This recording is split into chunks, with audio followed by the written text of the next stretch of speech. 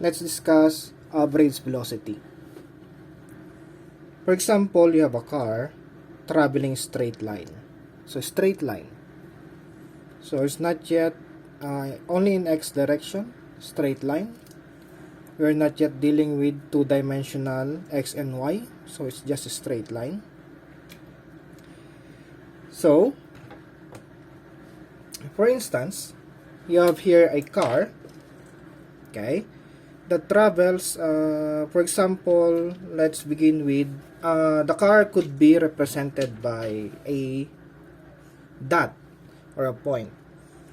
So let's start with, this is 0 meters. So this is the path, this is x, positive. So for example, at time, let's say 1 second, the car traveled position 1, the car traveled x1, it's let's say 19 meters. Then after 4 seconds, it traveled 277 meters. So that's position 2. Now, we are interested in this one from this point to that point. We call that displacement from time 1 second to time 4 seconds. Okay, let's call that displacement x equals x2 minus x1. So that's displacement. Then, the velocity, the average velocity, average, along x-axis, we could say that that is the displacement x over the change in time. In this case, x2 is 277 meters minus x1 is 19 meters divided by delta t. The delta t is actually t, this is t, let's call that t at point 2, this one is t at point 1. So t at point 2 is 4 minus t at point 1 is 1. So this would be 258 meters over 3 seconds. So that is 86 meters per second. So this is your average velocity. Okay, so that's the average velocity. Okay. Now, let's put that into a graph. Okay. For instance, now we are traveling straight again, but going up. Let's put that into a graph. Okay, here's your path. Take note, a while ago, our travel is horizontal. Now it's vertical. So this is the, let's say, the road going up. Okay, and let's make that into a graph. Okay.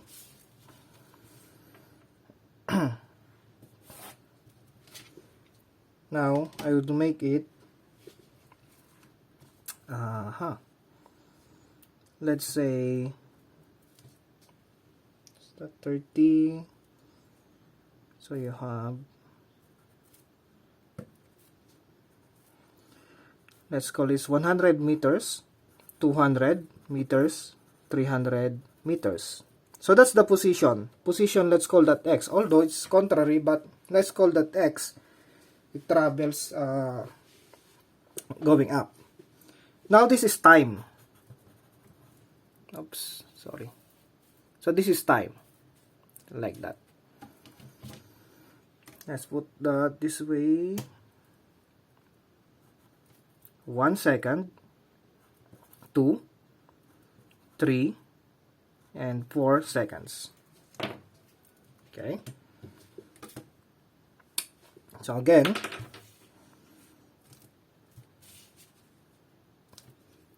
me see. So this is the graph. Now this is important. You have to study this one. You have to understand it. So 1 second, 2, 3, 4. So let's graph this one. At T1, at time 1 second, you have 19. So if this is 100 meters, so approximately that is somewhere here. Okay, our car, the start is here. At position 1, it's here. So let's graph it. This is the point. Okay. Then, at time, okay, equals 4 seconds, you have, the position is 270. So that is approximately here. Okay.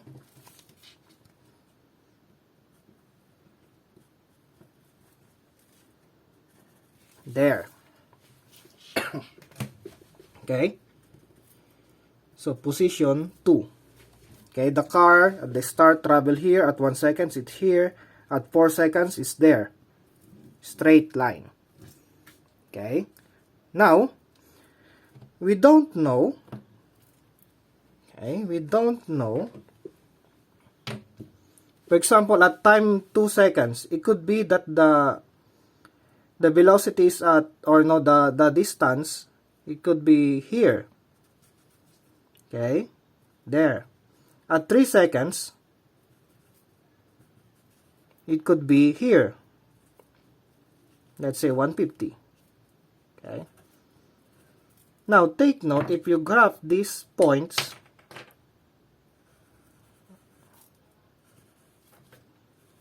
okay, it's a curve. It's not a straight line. Okay. So, it means it's not, the velocity is not constant. Now, this one,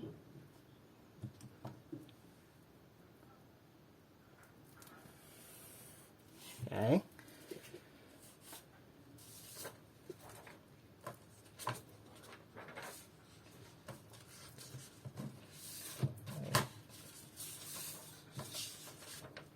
oops, that's right.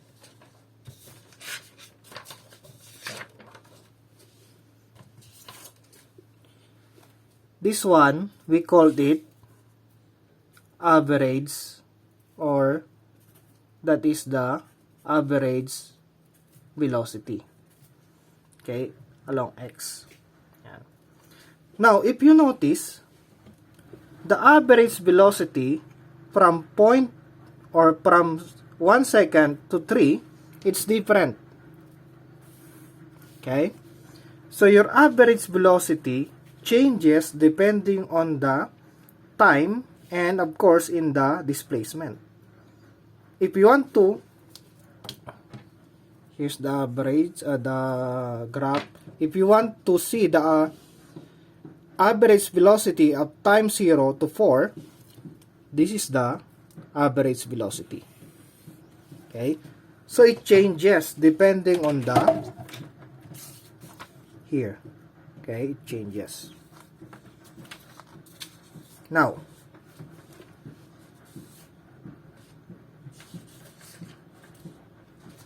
let's discuss instantaneous velocity. Now, this is different from average velocity. They are very different. Okay. Instantaneous, what's the spelling? Velocity. Okay. Instant. Oh, there should be S. Instant. Okay. At that moment. The velocity at that moment. For example, here, the velocity at this point is not the average velocity. Okay. Now, if you are driving you see the speedometer. Although this is speed, okay, it's not velocity, but it's close to that. Okay, if you drive straight line, it doesn't mean that you have let's say 50 kilometer per hour all the time. But as you drive, your speed changes. That's why this one changes. It goes 20 or 0 to 20, then you accelerate more until 100 if you like. Then suddenly so you slow down. So it's not constant. The average is the whole duration.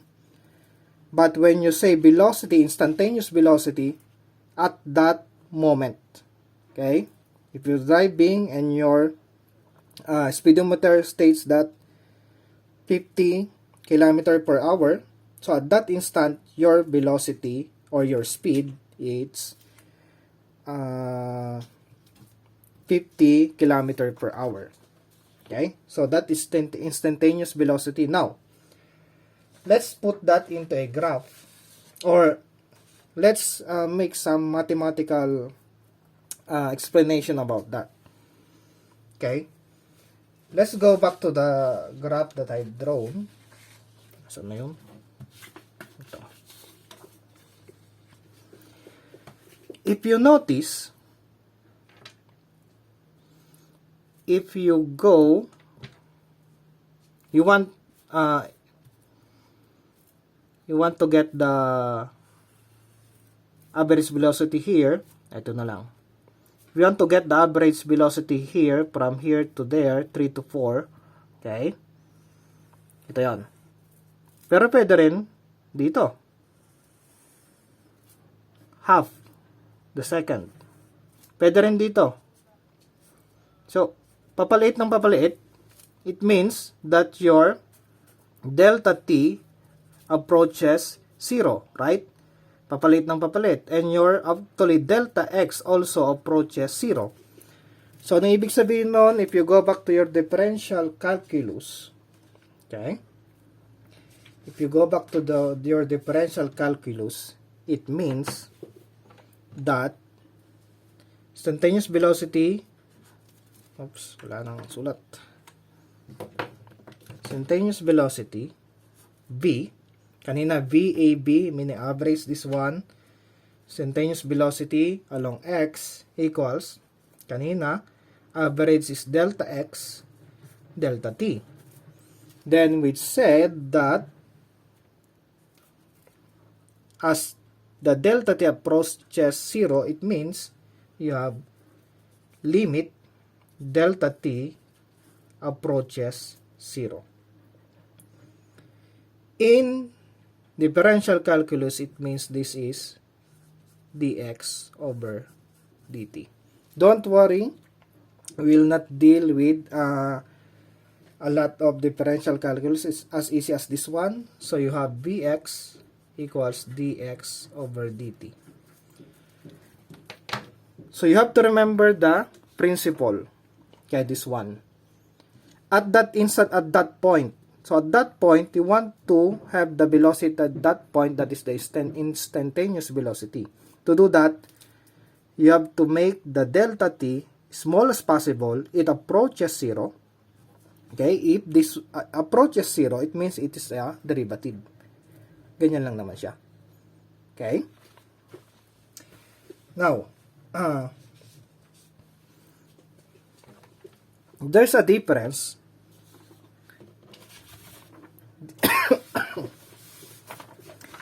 This is a speedometer. Okay? This doesn't measure velocity. Velocity is vector, speed is a scalar. It means it has no direction. But don't be mistaken that speed, okay? Speed, it's not magnitude of velocity. Take note of that. Okay? They're different. So, average velocity is a vector. This is a scalar. but the speed is not the magnitude of the average velocity. Why? Okay, let me tell you this example. For example, you have to run, this is the starting point.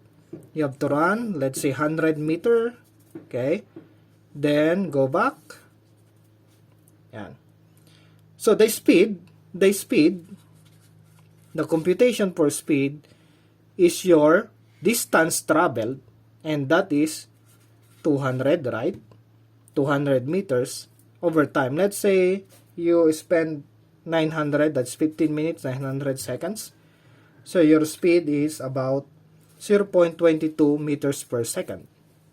Okay? Now, the average velocity, it's actually displacement. Distance is different from displacement. Your displacement is you go to the right and go to the left with the same distance. It means your displacement, or let's say this is x1, this is x2. x1 is 0, x2 is 0 also. So it means your average velocity is x2 minus x1, that is 0 minus 0, obviously. Then you have 900 seconds. It means your average velocity is 0. So see the difference between speed and average velocity. So they are different. Okay, but sometimes if you don't follow the direction, so it means they are the same with speed. But in this case, when you say velocity, you have to consider the speed. Okay?